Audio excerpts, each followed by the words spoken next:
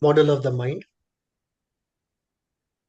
Our discussion today will be on this area in psychoanalysis.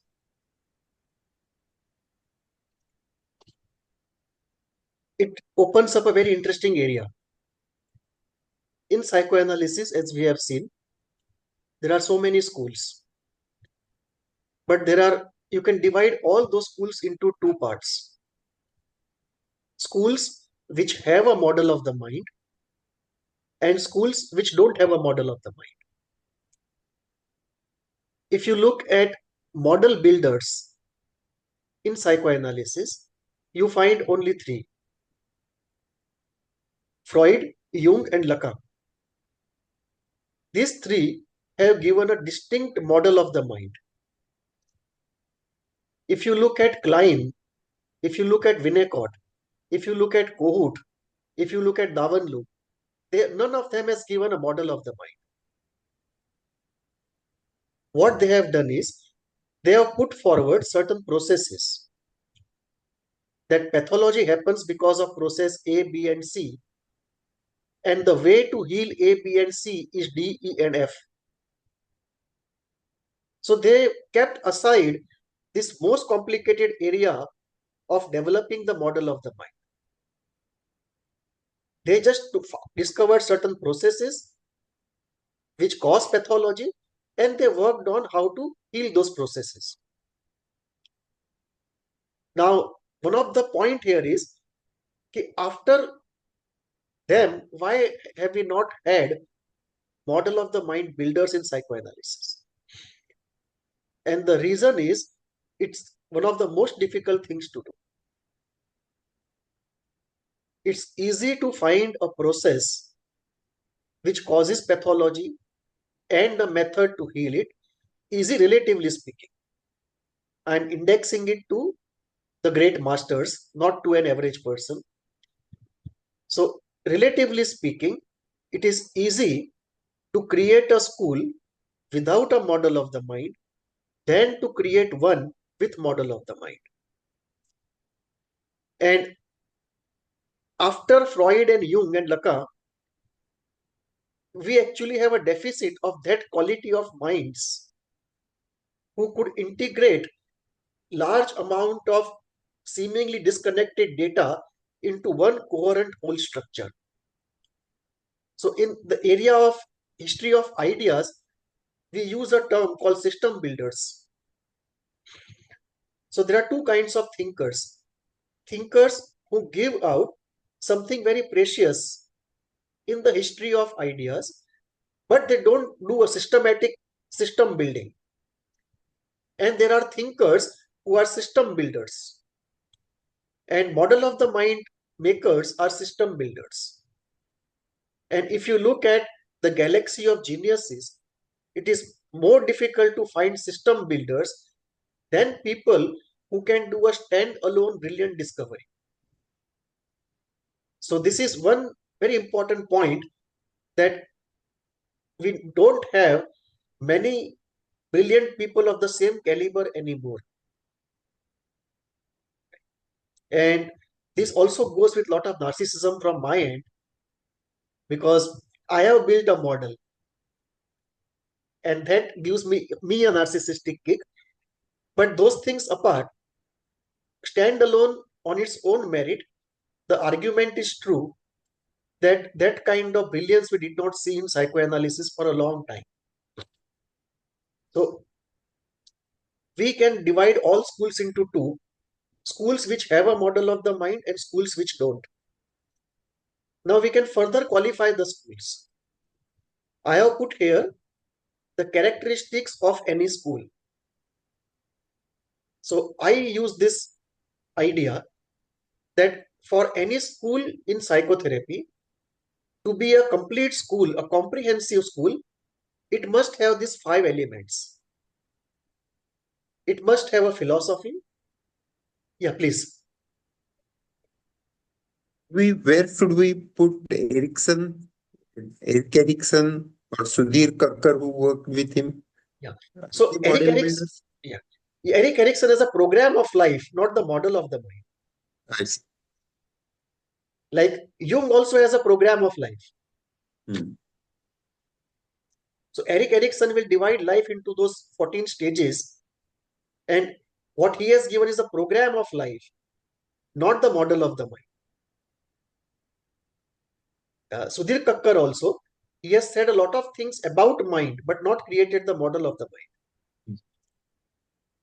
Some of his insights are absolutely brilliant. For example, the insight that bad objects of early childhood can be psychically deposited in parts of the body. Hmm. Absolutely brilliant insight. I mean, it would have taken years and years of digging into the mind to discover that. One of his very good books is uh, Shamans, Mystics, and Doctors. So, all of those are very good things that he did, but he did not come up with a model of the mind. And the flow in psychotherapy is like this. Step one, I'm talking about an ideal flow of psychotherapy. Step one, you have a model of the mind, which tells you how the mind works. Step two, of all the working, you focus only on the pathological working. Step three, you develop a healing technique. And step four, you have clear goals of when you will say the therapy is complete. When you will say healing has been done. What is your definition of health? So, these five things: philosophy, model of the mind, pathogenesis, technique, and goals. If all the five things are there in any school, I will call it a complete school of psychotherapy. Unfortunately, there is no school of psychotherapy which has all the five.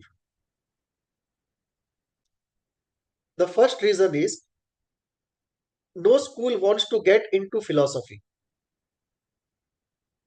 Now, by default, they will fall into some philosophical bracket. That's a different thing. Like Freud will fall in materialism by default. But Freud is not using in detail the concepts of materialism. So, which is quite contrary to Eastern ways of looking at things. Like if you look at the yoga approach to mental health, that school will actually use philosophy in technique. So the philosophy there is a very clearly articulated philosophy, and the implications of it flow into pathogenesis and also in technique of healing. But in Western psychotherapy schools, what we have is what is called metapsychology. That you observe things, and from the observations you deduce something. And that deduction is metapsychology, which is not observable. It's a summary of event. Just as in science, you infer what is called a law. That I heat petrol, after some time it boils. I heat water, after some time it boils. I heat kerosene, after some time it boils. And I conclude from the three, liquid boils when heated. Now, liquid boils when heated is a summary of many observations. It is not an observation itself. So, laws are never observed, they are inferred summaries of observations. So, that kind of thing is what we call metapsychology. But there is no full blown philosophy in case of any school of psychotherapy. Many schools not only not have philosophy, they also don't have a model of the mind. Like Kleinian school does not have one, Kohut does not have one, Davanloo does not have, Winnicott does not have. What they have is pathogenesis, technique, and goals in a simplified way. Usually the goals go by the allopathic definition. Absence of symptom is health, which Lacan will contest. He will give a different definition of what is the goal of psychotherapy. So for some, not some, but few, the goal of psychotherapy may not be a complete cessation of symptom, but for most it will be. for most schools of psychotherapy, the goal will be the cessation of symptom. So what I call is, there are model makers and there are process theorists. Model makers have been only three: Freud, Jung, and Lacan. Everyone else is a process theorist, not a model maker. And this five, if somebody does not have philosophy in the model of the mind, in the psychotherapy school, I call it a three-quarter school. If somebody does not have a model of the mind, I call it a half school. If somebody does not have even the goals, I would call it a quarter school. It is not a full school. So for something to qualify as a full school, it should have this five. At present, no school has all the five because people are terrified of involving philosophy in process. So let us now come to a specific model of the mind of Freud. And as we get into the area of model of the mind, it is instructive to note that in the West, we said Freud, Jung, and Lacan gave model of the mind. But in the East, you have multiple models of the mind, exactly like in the West. So just as in the West, you have Freudian model, Jungian model, Lacanian model. In the East, you have the classical yoga model, you have the Tantra model, and you have Sri Aurobindo's model. So we see there is a whole canvas filled with different models of the mind that many thinkers, many schools, many traditions have taken a stab at it to create a model of the mind. And in the West, as we see, in the psychoanalytic movement, Freudian, Jungian, Lacanian. In the East, we see classical yoga model, Tantra model, and Sri Aurobindo's model. There are many others, but these are the main ones. Completely away from it, you have something which is called information processing model of the mind, which is based upon findings of cognitive science and the entire approach of cognitive approach to the mind. And then one model of the mind I have developed, I call it HEAT, holistic elemental analysis and therapy, a kind of a system. So you see very different approaches to the model of the mind. So Freud has a model of the mind, Jung has it, Lacan has it, Indian classical yoga has it, Tantra has it, Sri Aurobindo has it. On the cognitive side, information processing approach has its own model of the mind. And I have developed my own model of the mind called HEAT. So let me just show the pictures and then get back to analysis of Freudian model. This is Freud's first model. Freud gave three models in his life. Three times he attempted model of the mind. People recognize only two. The third one was more like a conceptual beginning. He could not actually articulate in full sense, but there was a beginning.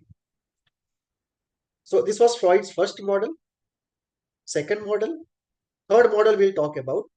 This is Jung's model, slightly different. We'll come to it when we do Jung. Then what is the difference between this model of the mind and Freud's model of the mind? Okay. This is Lacan's model of the mind. Don't worry about what these words mean. We'll come to it later.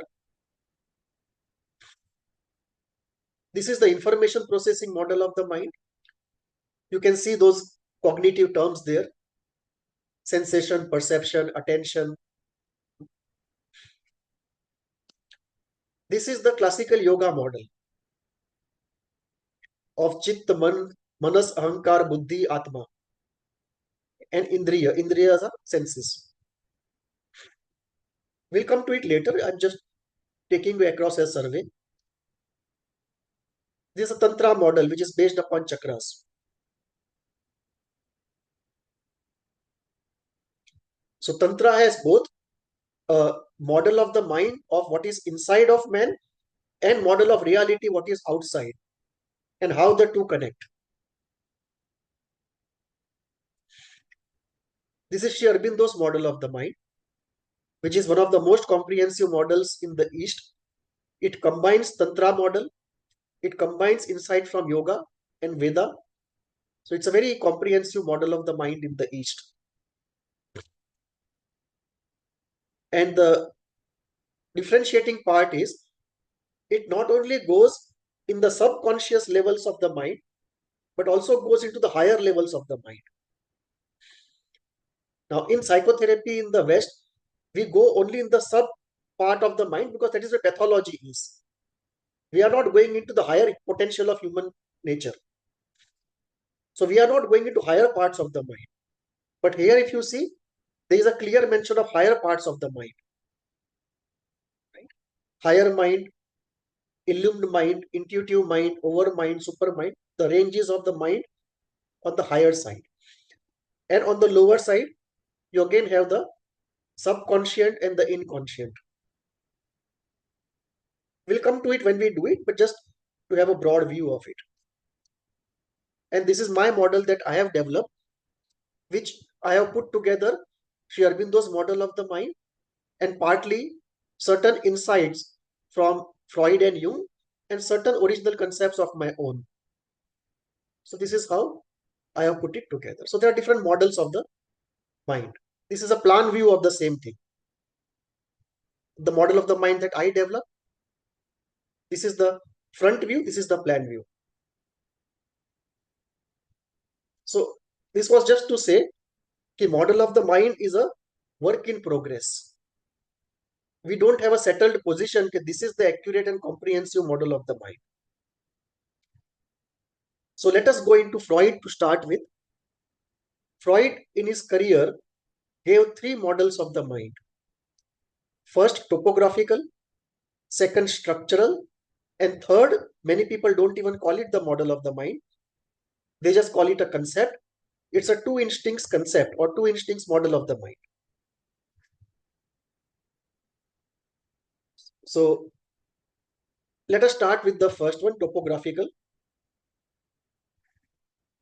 This is Freud's topographical model of the mind. This is before he came up with ideas of ego and superego.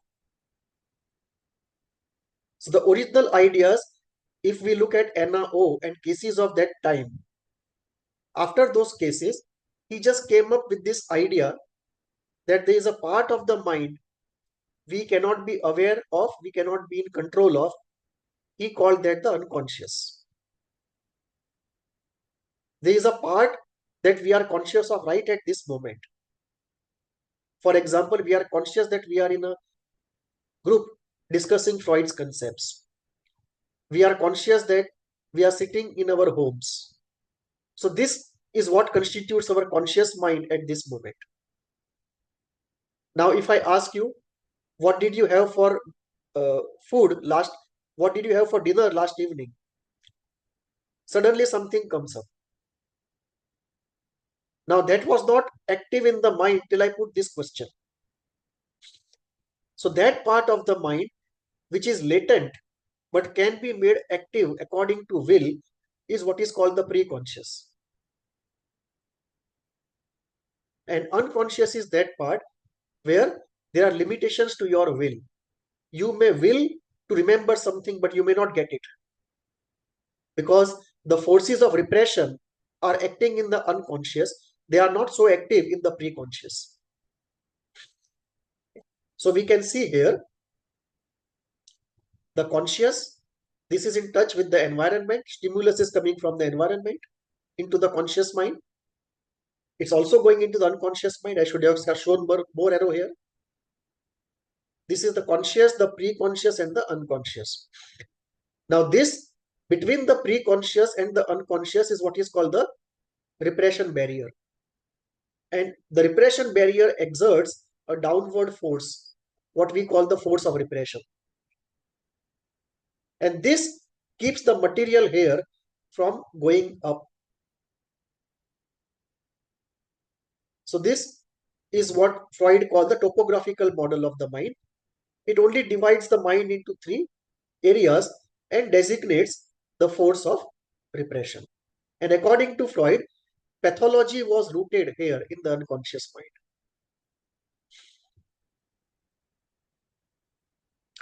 So he's still talking about mind divided on the basis of awareness and control. He is still not talking about the functioning agents in the mind. So he's still not talking about the functional structures. He's only talking about the structural components. So this was his first model. This was his second model. Now what he did was, in the first model, he added the functioning components. So he designated three parts of the psyche: id, ego, and superego. Id, according to him, was the reservoir of primitive instincts.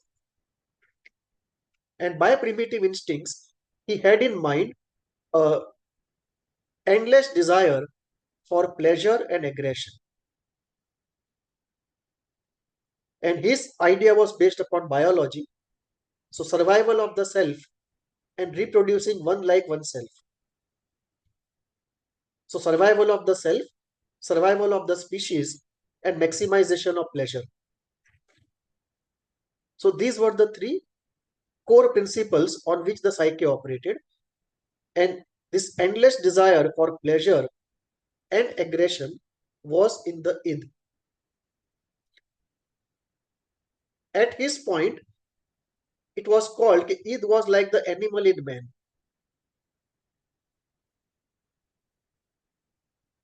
Id was like the animal in man. Later on, it came out that id is not only negative and destructive, in positive aspects of mind also id functions. Like lot of creativity, lot of thinking happens in the unconscious. Often we have a problem, creative or intellectual. We think about it, we are still not clear about it. We go to sleep, we say we sleep over it, and in the morning we are much clearer because the unconscious has processed it when we were sleeping. So the unconscious also has the function of creativity, of problem solving, and not only destructive purposes. But it was not looked at that in that way in that time. And as it was looked on in Freud's time, this was largely the animal in man. And exactly opposite to this was superego, the saint in the man, the moral part of us. So this was like completely reckless horse of desire. And this was a reservoir of ideals. So this has two core functions, thou shall and thou shall not. Right? So it will give two kind of decrees. What is ideal to be done and what is a taboo not to be done. So thou shall and thou shall not. These are the two decrees of superego. So we have this animal in man and we have this saint in man. And between the two, a compromise is struck by this practical agent who is the coordinator and adjustment ensurer with reality, the ego.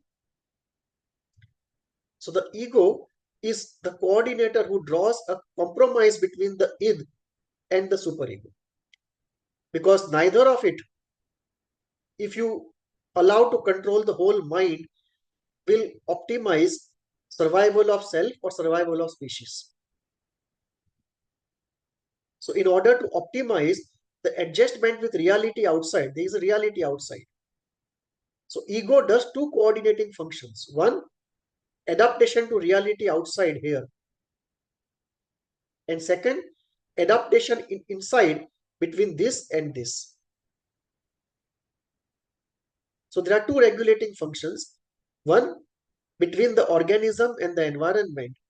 And second, within the organism, between the opposing forces of id and the superego.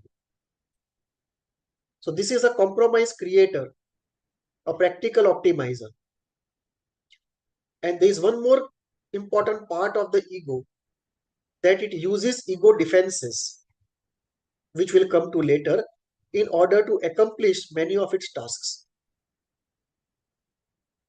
And it uses a variety of ego defenses for a variety of purposes. We'll see it in the next part of today. But what is important here is that the id is completely unconscious. If you look at id, it is completely in the unconscious. Ego is partly in the unconscious, partly in the conscious. And the superego also is partly in the conscious, partly in the unconscious. So both ego and superego, they operate unknown to us in the id, just as they operate known to us in the conscious. Take for example, two defenses which we'll take up later, suppression and repression.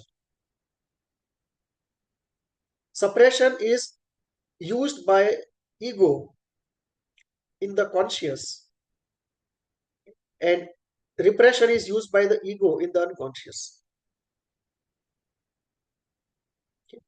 So this is what Freud called the structural model of the mind.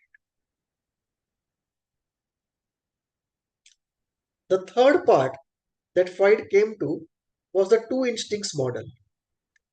So later on in life, after the Second World War, when Freud started conceptualizing the death instinct, and that is where he became very controversial. Most people felt pleasure and aggression were adequate to describe the psyche, and there was no need to bring in the mysterious death instinct. But Freud was clear, almost insistent, on the concept of life instinct and death instinct. And the idea is this, that just as there is life in the world, there is also death in the world. And if every event has a force behind it, there would be a force behind life and there would be a force behind death. And these forces he called life instinct, he called eros, and death instinct he called thanatos. And the idea there was that everything that is constructive, ensuring survival, creative, pleasurable, is the outcome of life instinct in operation. And everything which is destructive, which has to do with aging, degradation, inertia, indulgence, indolence, self-destruction, other destruction, they are all the outcomes of death instinct. So you can have a pleasure instinct and a constructive instinct and a destructive instinct. And his idea was that in the initial part of life, the life instinct is far more stronger than the death instinct. And when one dies, at that moment, slowly the relative balance of the two shifts slowly in favor of the death instinct. That is where the muscle cells, once they atrophy, they don't grow up again. So the conceptualization was that death instinct has become more powerful than the life instinct. Initially, even if the cells die, more cells can be generated. So this is one conceptualization. And second conceptualization of his was that there is something called coupling and decoupling. Meaning, the life energy and the death energy, they often come together, and life energy neutralizes the death energy. And it not only neutralizes, there is a net outcome of more life energy. And that is how the pleasurable life goes on. But if the death instinct is more, and if the coupling results in a negative outcome, or if there is a decoupling, like both of them are working parallel, they don't couple together, they don't cancel out each other. Freud used to often say uh, aggression is neutralized by love. And when he said aggression is neutralized by love, it's another way of saying life instinct couples with that instinct and neutralizes it. So when he talks in terms of life and death instinct, he talks of coupling, neutralization, decoupling, separation, and this split thing, decoupled thing, will lead to pathology. Like a life instinct completely untouched by death instinct will lead to a manic situation. A death instinct unneutralized by the life instinct will lead to depression and masochism, self-destruction or destruction of the other. And Freud's idea was that he was not very clear as to how aggression and death instinct could be completely differentiated. Because death instinct in Freud's view had three components. One was inertia. Freud said that there is a force in nature which wants us to go back to the material state of inertia. And it is like the movement in evolution has been from matter to life to mind. Now there is a call to go back from mind to life to matter and from matter to complete inertia. So there is a memory of the past and there is a call to go back to that past. And we are avoiding it by the constant power of the life energy which is pushing us ahead. Because there is a call to go back to that original state of inertia, complete inertia. So first component of that instinct in his idea was inertia. The second was repetition. That one does not move forward, one keeps repeating the same thing over and over. So second characteristic was repetition. Third was masochism, hurting oneself. And the fourth was destruction of the other. And in the two, you also see aggression being used by the death instinct.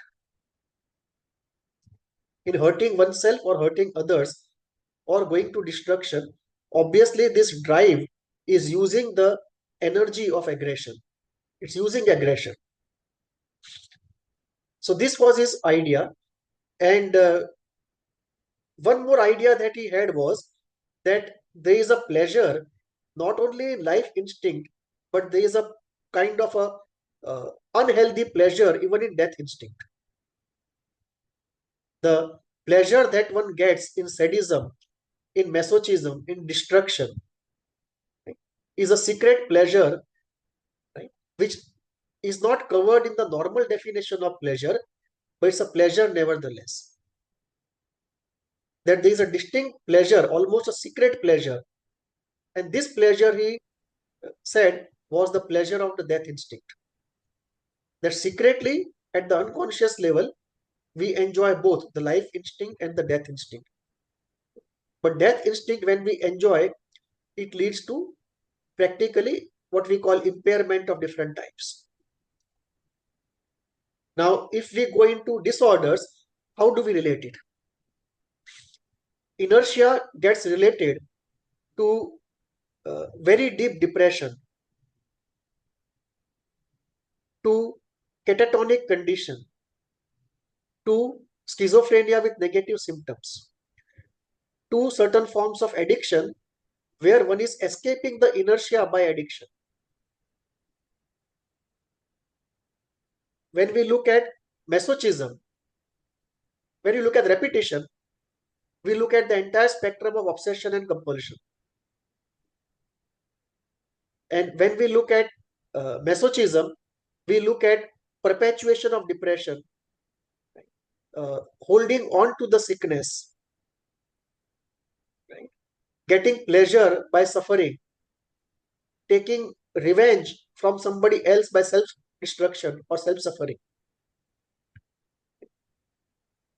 So the later Freud conceptualized many disorders as being the outcome of the difficulties of the death instinct. And he also conceptualized the destruction of the Second World War also related to the death instinct. And the idea of death instinct is very interesting in Freud's evolution. It evolved in the Second World War atmosphere, where he saw people coming back from the war, repeating their traumas over and over again. Initially, he thought the repetition was at the service of mastery, that every time they discuss, they move a little on the path of healing. But later he realized that they enjoy doing so. It is not a movement towards health, it's a secret movement of gratification. And that is where his ideas changed. And initially he thought sadism was primary and masochism was secondary. Meaning, anybody who is masochistic actually wants to be sadist, but because he cannot be given the conditions, what he does is he finds a sadist, identifies with him, and lives out his sadism by identification, offering himself as a masochistic object. So he thought initially that sadism was primary and masochism was just a roundabout way of living out one's sadism when it cannot be directly lived out. But after the conceptualization of death instinct, he turned it over and he felt that masochism was primary and sadism was a deflection of masochism. That because it is too painful and difficult and almost crazy to hurt oneself, one goes into sadism. And these ideas he put in this very famous paper, uh, two papers actually, Mourning and Melancholia, and second was Beyond the Pleasure Principle. These are the two papers where Freud's idea of death instinct evolved. Now, Klein took a very different uh, view of it.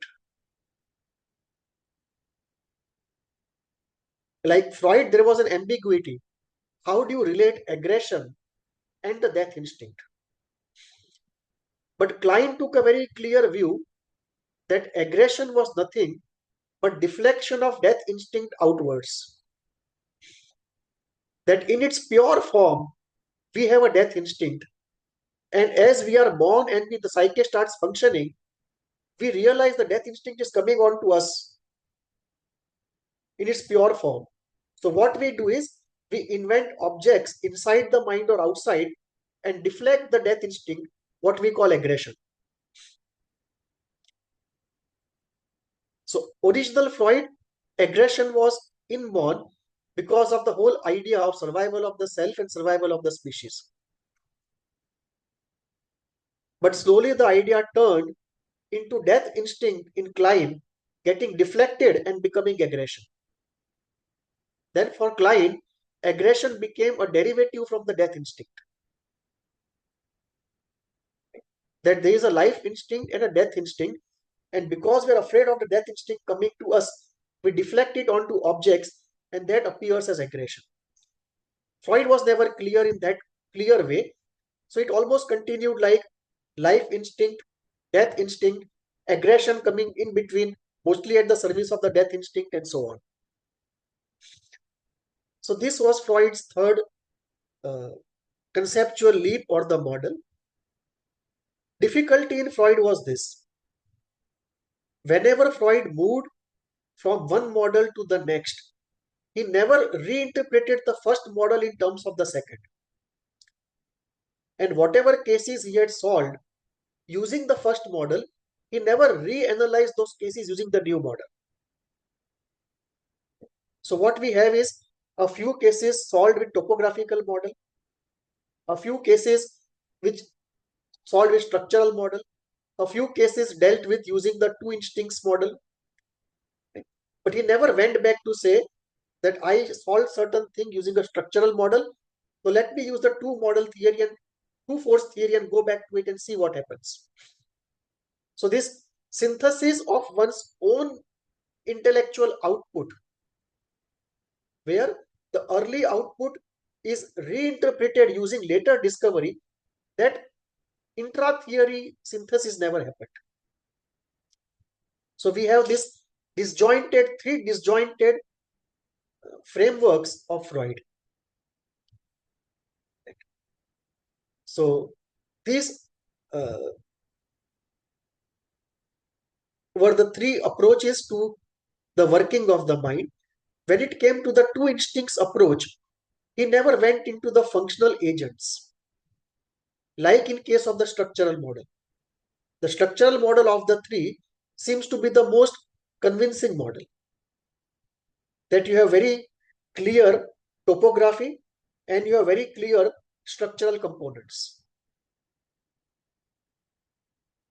In the two model, he never went in there. Uh, Later on, like initially, for example, when it came to depression, Freud's idea was anger turned inwards, right? That one is related to somebody in a narcissistic way, that person is lost, substitution cannot be done, and now the only way of managing that loss is to take that person in and make it a part of oneself.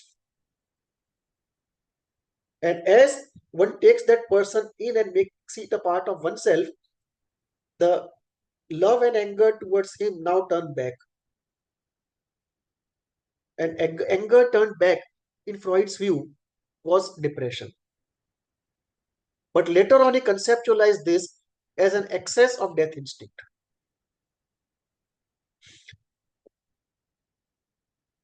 That amount of death instinct which could not be neutralized by the life instinct. Similarly, obsession and compulsion he attributed initially to the Oedipus, unresolved Oedipus. Unresolved Oedipus leading to a regression into the anal stage. But later on, when he took this two instinct model, it was the repetitive component of the death instinct. Similarly, in addiction, he looked at the self-destructive component of the death instinct. Instead of looking at just the pleasure component, that addiction is somehow maximizing pleasure, he started looking at the self-destructive component, right, of the death instinct. So his conceptualization changed from original idea only of pleasure drive and frustration of the pleasure drive to a very perverse unconscious pleasure in what otherwise would be self-destructive, unproductive, and the irrational.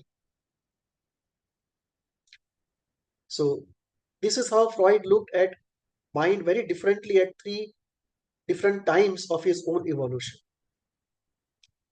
The early Freud is into topographical and structural models, and the late Freud is into the two instincts model.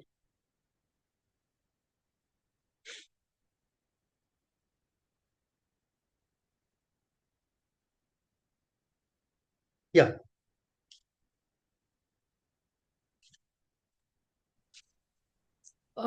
In these three models of Freud, which you have explained, somehow I see in the third one uh, an element of energy. Ah.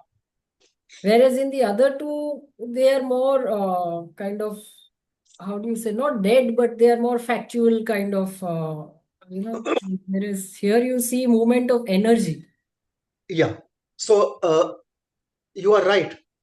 What happened here was this was like a more functional model, and the first two were more like structural models. That in the first two, you don't see dynamic elements. And in this, you see both dynamic elements. Right? Here you don't see those kind of structures. Here you see dynamism. One more point which is important in this context.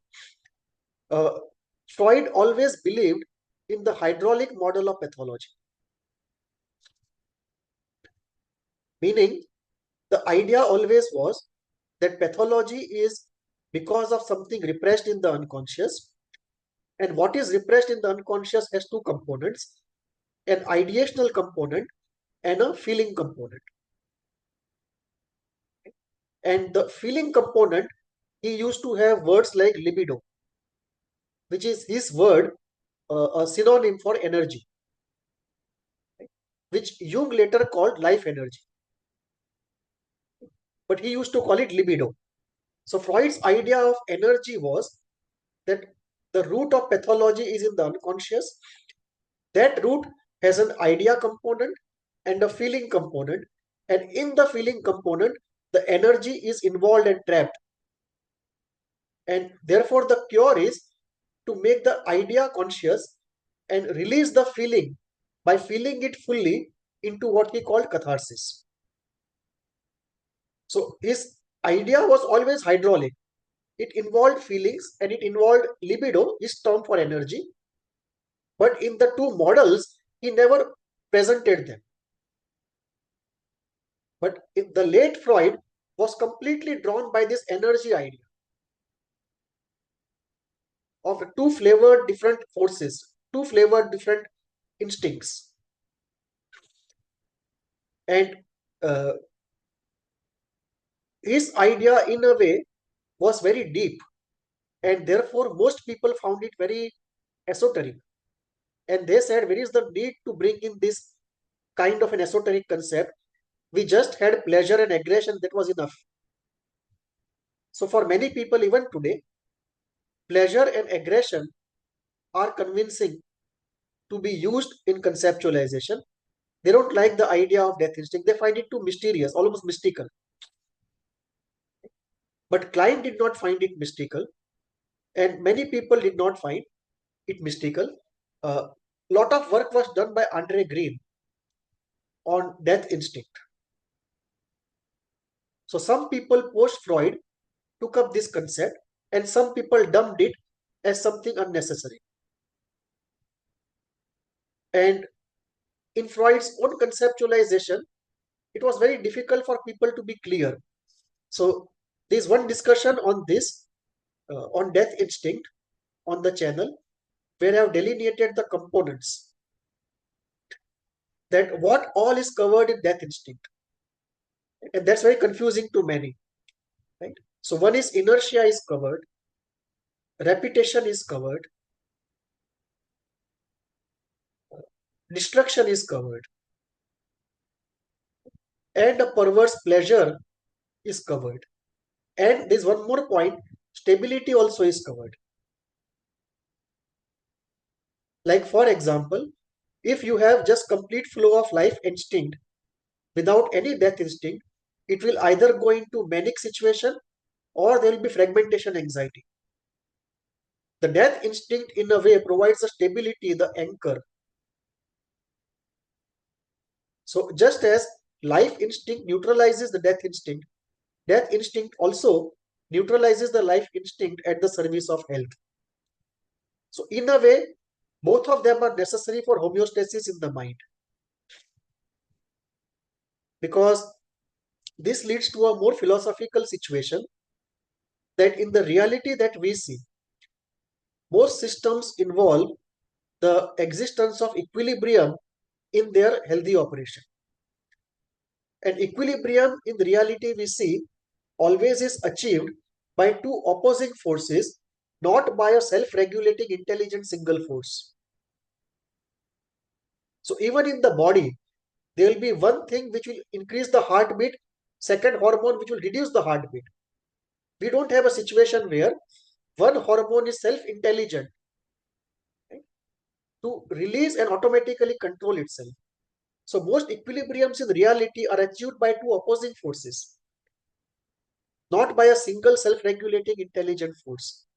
So that general principle can be applied to this context also, that the psychic homeostasis needs opposing forces.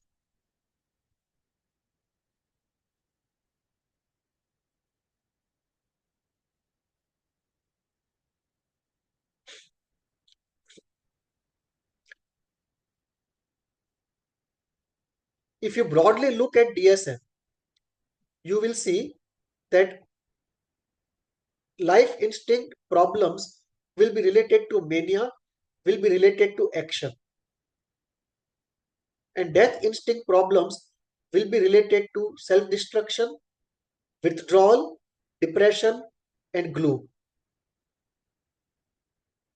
So all problems in that category in this model will fall under death instinct problems.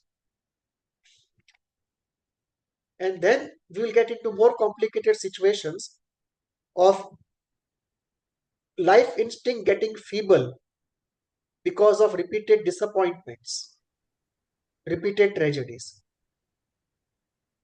And that in turn strengthens the death instinct. Good events in life strengthen the life instinct. Disappointing events in life strengthen the death instinct. When you look forward to the future positively, it strengthens that life instinct. And before going into that gloom and doom of death instinct, between the two is a station of nostalgia, where you can't go ahead, you don't think of ahead, but at least you go back and recreate the past, which gives some pleasure and hope.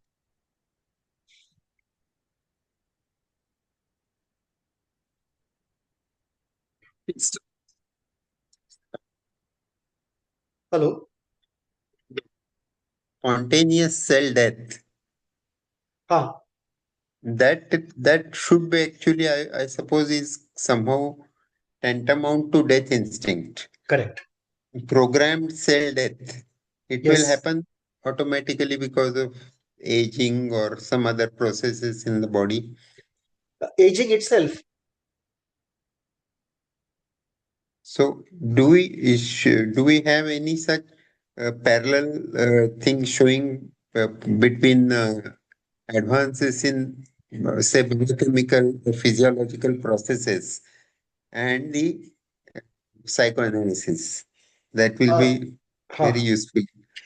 Uh, Not exactly in that sense. Uh-huh. People are exploring in the area called neuropsychoanalysis. So this is a Neuros. specialty area, Uh-huh. neuropsychoanalysis. And neurologists who are interested in psychoanalysis, they take up that and try to explore the concepts. But we don't have a clear neurochemical pathway to tell us about this programmed aging, this spontaneous death, this deterioration of organs over time. Like in Ayurveda, there is a parallel. Right? In Ayurveda, they say that sicknesses are because of two things. Right?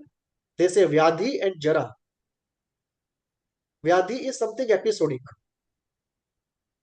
and Jara is the natural degradation of body over time. Mm.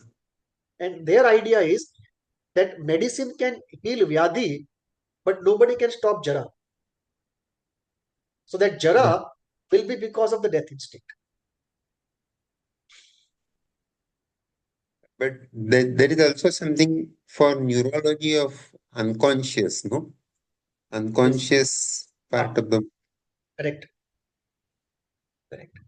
So uh, I don't know about the details, but they do talk about, roughly speaking, the frontal cortex and the reptilian brain, Mhm. the Mhm. amygdala part. Yeah. So they do talk about the unconscious being heavily localized in terms of functioning in that area. And their esoteric areas open up. Mhm. Like, how does it actually operate? And there is a new model of the mind, which is called ORCA, ORCA. And that has been put forward by a person who is a anesthesia person and a physics Nobel Prize winner, Roger Penrose. So they have tried to look at neurons and how in neurons the quantum processes happen. And they have created this idea based upon something happening in the nanotubes of the neurons. That's a very different kind of model of the mind that they are proposing. More than model of the mind, it is like an explanation at consciousness. Let me put it this way. So, but exactly I am not aware of, I don't really have the knowledge of how the neurology of unconscious can be studied. But I'm sure there would be, because We should. even those who don't uh, conceptualize in terms of unconscious are forced to acknowledge it in some way. For example, take CBT. Mhm. So they will get into something which is called implicit memory. Mhm. Like if I know how to drive a car, then after some days it becomes just automatic. The conscious starts the process, but then the unconscious takes over. So that you can call it muscle memory, you can call it implicit memory. But in some way, the unconscious has to be factored in. And the greatest limitation will come up in case of dreams, In case of analysis of dreams. dreams. Mhm. There is a very interesting book on the subject called The Irrational Man. Mhm. There is a philosopher who used to study Heidegger. He has written this book many decades back, but still a good book. He just puts together the non-rational actions of human beings. We can see it in the stock market. We can see it in terms of the fear of injections. We can see it in terms of fear of the hospital itself.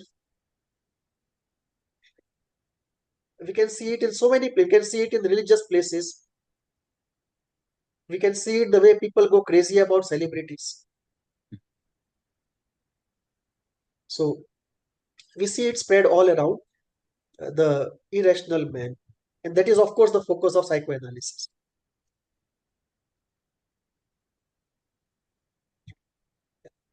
Any questions on this model of the mind aspect?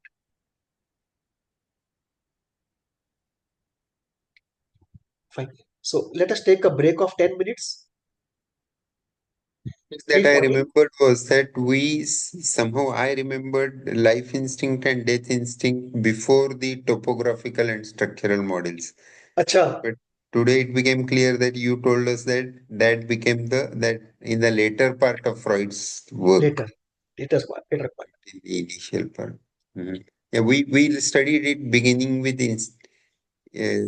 infantile sexuality, then instincts, and then topographical and structural.